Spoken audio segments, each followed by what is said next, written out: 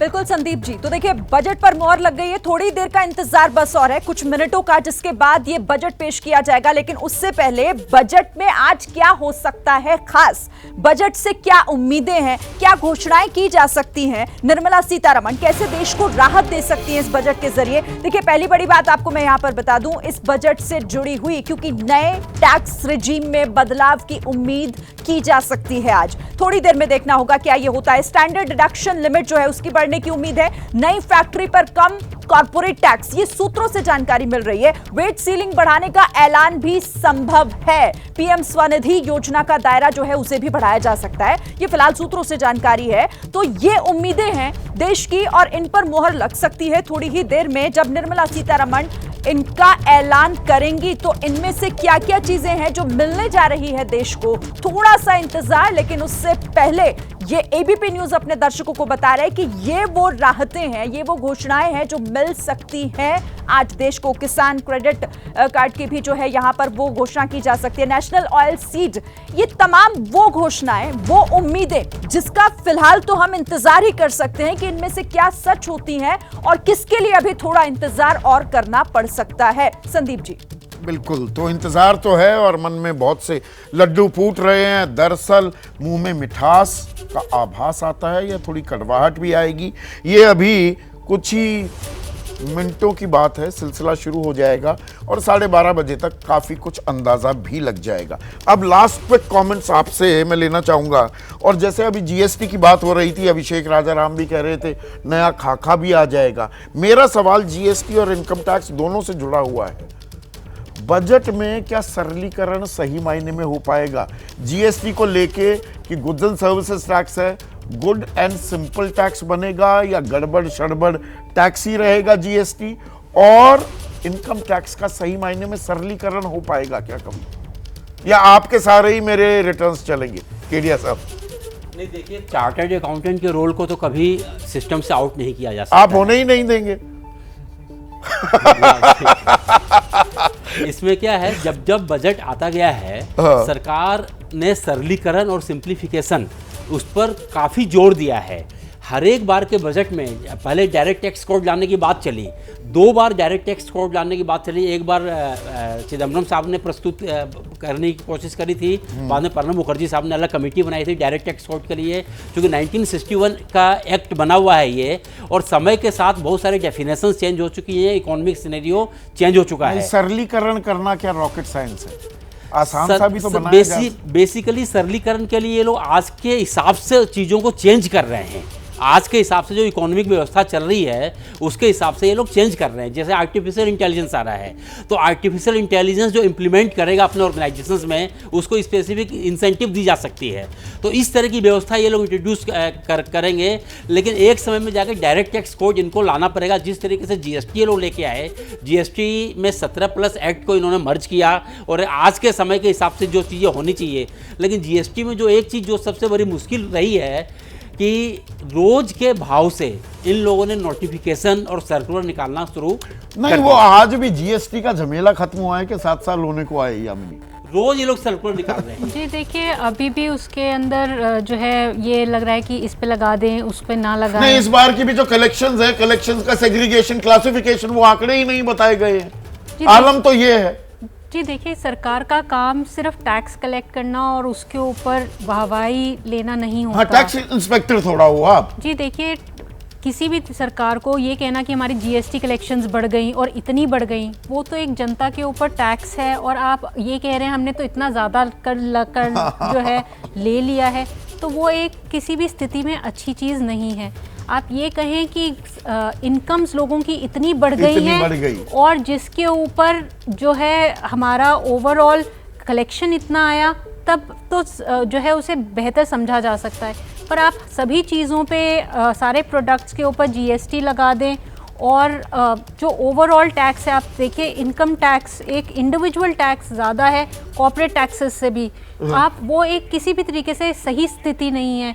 आप 30% तो अपनी इनकम पे देते हैं, 28% आप जीएसटी पे देते हैं, 58% इनकम टैक्स दे देते हैं। बिल्कुल, मैं 100 रुपए कमाता हूँ, 58 रुपए तो सरकार ले जाती है। और कोई भी सुविधा, चाहे वो शिक्षा हो, चाहे वो मेडिकल हो, चाहे वो कोई भी सेवा आपको चाहिए हो, उसके ऊपर आप ज्यादा से इसमें ज्यादा मैं खर्च एक बल्कि देते हैं। उदाहरण देना चाहूंगा, और कृषि पर तो आप लगातार बात करते हैं। ये आप चंडीगढ़ से आए, कितनी जगह टोल दिया देवेंद्र भाई?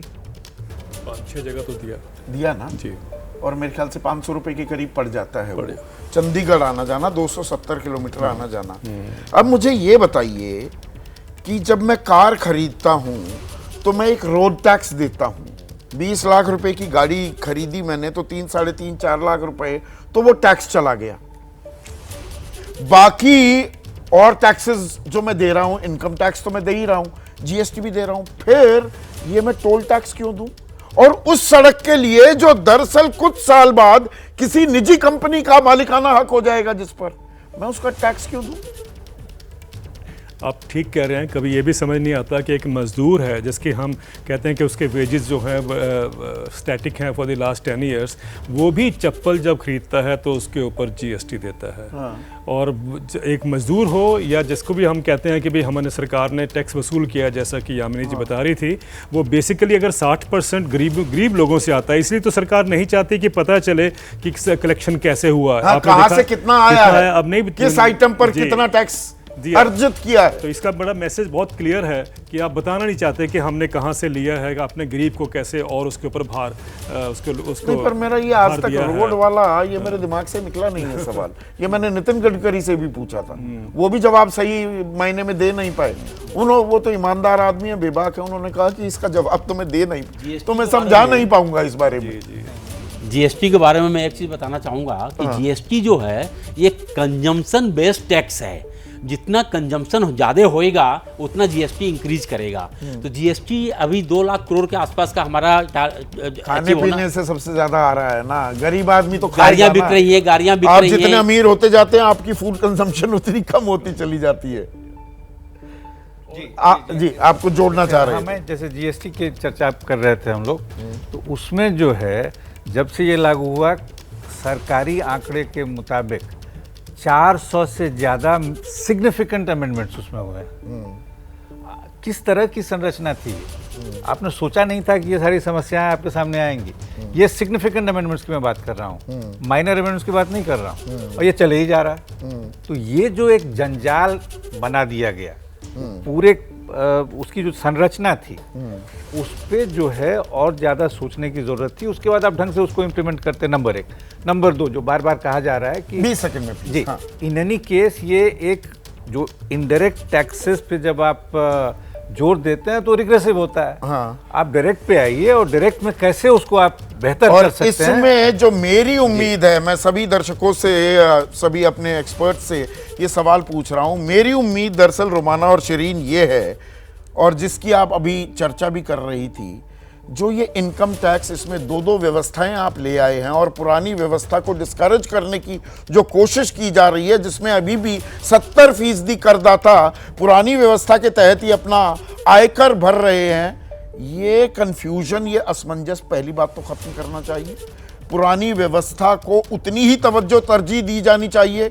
ये भारतीय मानस ही नहीं है, और हमारे यहाँ पर कोई सोशल सिक्योरिटी नेट नाम की चीज़ नहीं है। जब आप और मैं रिटायर होंगे कि देश या मेरी व्यवस्था, मेरी सरकार मेरा ख्याल रख लेगी। मुझे अपना ख्याल, सवारी को, वो रोडवेज बस में लिखा होता है ना, सवारी अपने सामान और जान के लिए खुद जिम्मेदार है, तो मैं ही जिम्मेदार रहने वाला हूं। तो मुझे बचत करने के लिए प्रोत्साहित करना चाहिए। We are a welfare state. ये असमंजस कम से कम सरकार खत्म करती दिखाई दे, मेरी इस पर निगाह होगी। और आपकी रोमाना?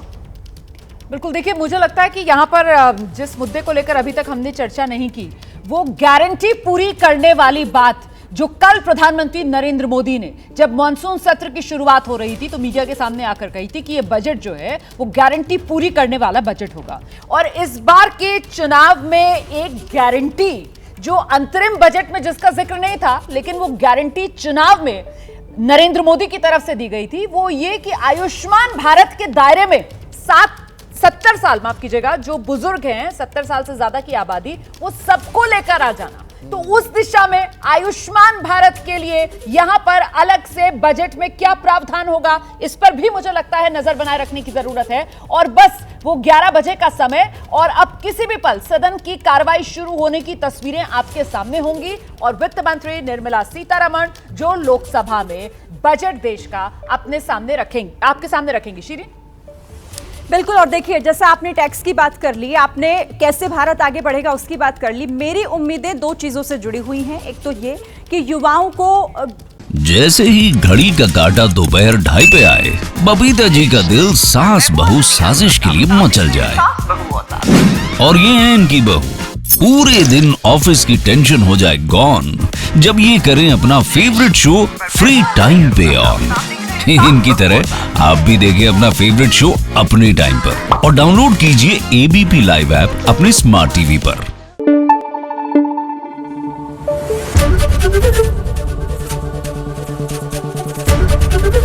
एबीपी न्यूज आपको रखे आगे।